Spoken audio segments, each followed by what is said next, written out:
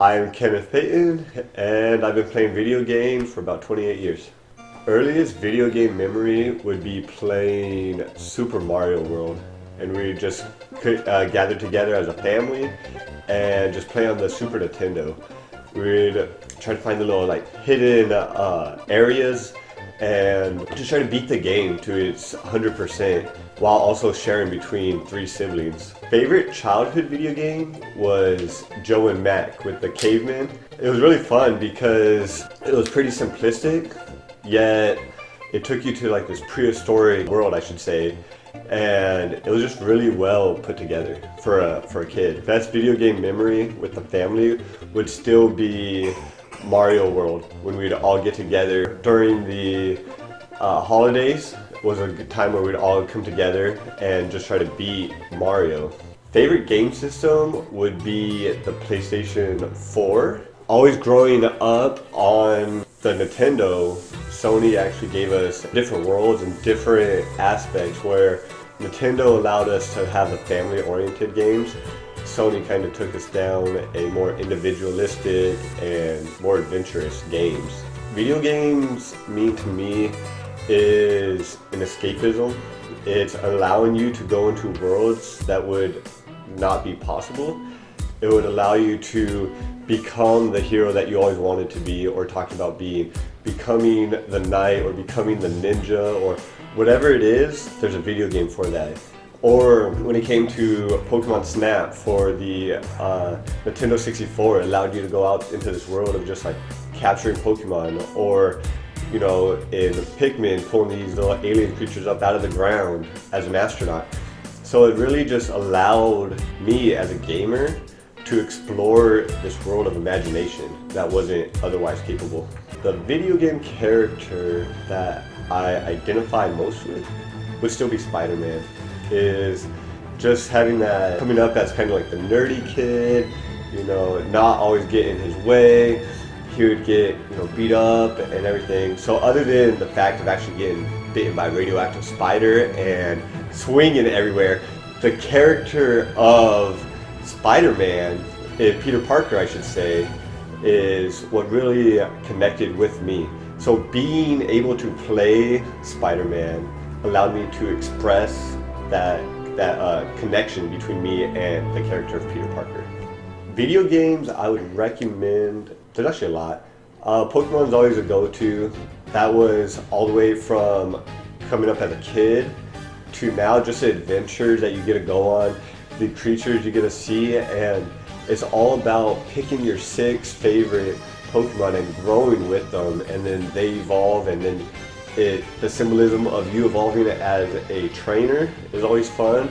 Or Neo is also a really fun game to get out. The Dark Souls trilogies, if you're into harder, more just die and continue to come back, and seeing if you can overcome and conquer what frustrates you, because that's a game of frustration, but knowing that perseverance will lead to that sweet victory that you want, especially if you're very competitive like myself, is very rewarding for me. So I think that would be a positive for that gamer as well.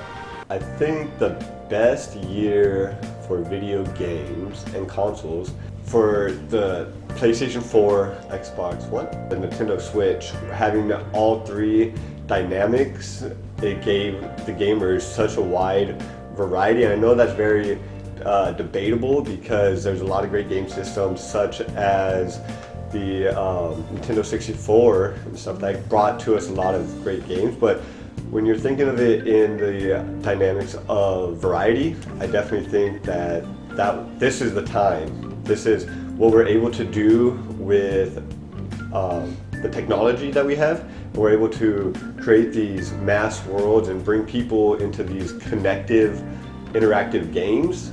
There has not been a better time than this. Yes and no. I believe that the mainstream has definitely brought a lot of people in that haven't, but I think that the biggest thing for video games and video game success is generational. They were connected when it first came out, And then because of that interactive that I talked about, or because of the escapism, they want to share it naturally. If you had something really great and you just want to pass it down, you're gonna just share it with your kids, and you're gonna share it, and it's gonna become traditional. So I think tradition of video games pays that tribute as well. So it's a little bit of both. It's not one or the other, but collectively. Best experience I had playing video games is playing the same video game with your friends and beating them. They get stuck on this boss and they don't think that you can beat it. This actually happened to me in Dark Souls.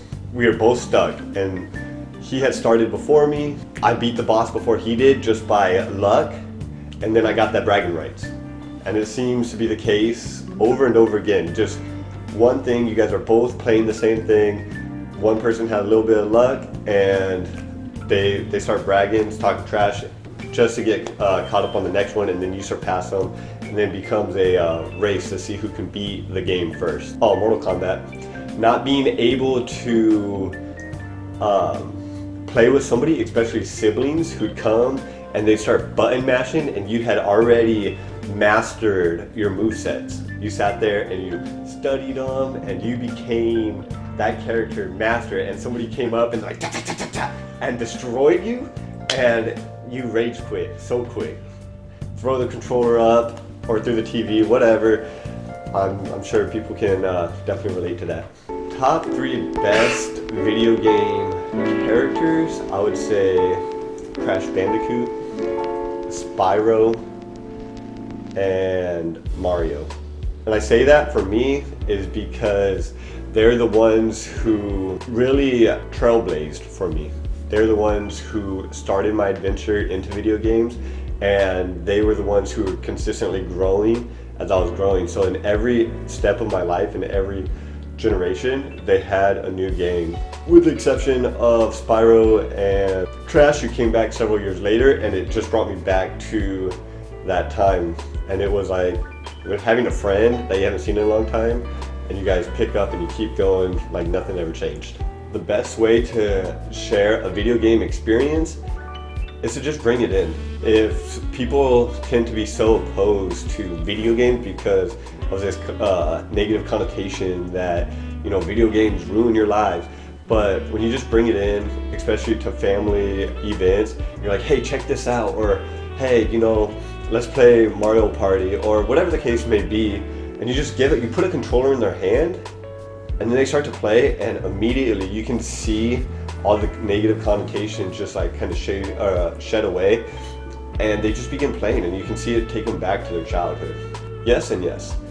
It should be mainstream. It's a part of who we are as like children. It lets us go back, it lets us escape the reality of being an adult for a time, and let us just release that inner child. It's a way to relax and allow us to not worry about the stresses of the world, but going for the nerdy or geeky connotation. I think that's always going to be something that just kind of sticks. However, I don't think that it should be something that should thwart us or stop anybody from ever playing, because at the end of the day, I think we all kind of have that inner geekiness or dorkiness, whether it's video games, movies, whatever that case may be. We all have something, and video games is a way to release that. Best video game series of all time, I would say, is Pokemon. That's my favorite. That's, like I said, you grow as the new games come out. They release new creatures to catch, new Pokemon to catch and evolve. So you always have that shot of dopamine when you're playing. It's always exciting. There's always the ones that you're not going to like from the get-go, but the ones that you do like surpass the ones that you don't. And it's one of those things that as you grow, it grows as well. So I'd say that's the best series. So what video games gave to people is an unlimited world of imagination. And it unleashes that, like, as I was saying earlier, is whether you want to be an astronaut, whether you want to be a superhero, whether you want to be anything, there is a video game for that. And if you want to play with your family, they have stuff for that. If you want to just destroy your friends in it, they have stuff like that. So it's all about connectivity. They're bringing people together, they're bringing families together, they're allowing people to escape and just immerse into these different worlds that are not even possible in the real world. The worst video game character is Claptrap off of Borderlands. Yeah, people say that he grows on you, and he is quite annoying through the whole series. Biggest video game revolutions, it would be Borderlands still, is just how they did the graphics, how they had this immersive world with so many different weapons and appealed to so many different people. It is quite astonishing, and they don't just stick with the norm. They have references to all sorts of different things that are mainstream, and so if you're playing it, that you would catch on, even though it's not exactly the same, you'd know. Like in one of the games, they made reference to like the Ninja Turtles or stuff like that, which is really fun because it connects the video game world to the real world. Overall favorite console would be the Game Boy Advance. And I'd say that because there's always that one thing that takes you back to where everything begins. It's like the origin. And for me, that was my genesis, was the Game Boy Advance. It was when I really started getting into it. And it was eye-opening. It was going from this big, fat, gray Game Boy to this small little color Game Boy that brought color into the worlds of Pokemon or Mario, stuff that wasn't there before. And it took what had just kind of started and it ran with it. It made me really start to appreciate these different worlds, like I said, in color rather than just black and white, or black and white lines on the screen. For anybody who is skeptical about playing video games, I would definitely encourage to allow yourself to play. Allow yourself to be that inner child. Allow yourself to get into like Donkey Kong or Mario, and allow it so your kids too, because this is a way that it's bringing people together, but it's also not as negative as like people say. It's not just about these, you know, whether you're dorky or nerdy or what like people think. It's like there is a game out there for you. There is something that you want to do. There's something that you may have never gotten to do that this game will allow you to do. And maybe you don't have to be the gamer that sits and plays for hours on end, and you just want to play for, you know, 1 hour. I mean, there's games for that too. And so it doesn't matter how young or old you are, is that it's just that time to really release that inner self and release that whatever character you are too. We talked about, you know, what character I was most related to, like Peter Parker, but there's that character that will relate to you, and it will allow you to just enjoy the time and enjoy the new worlds and realities that are not possible otherwise.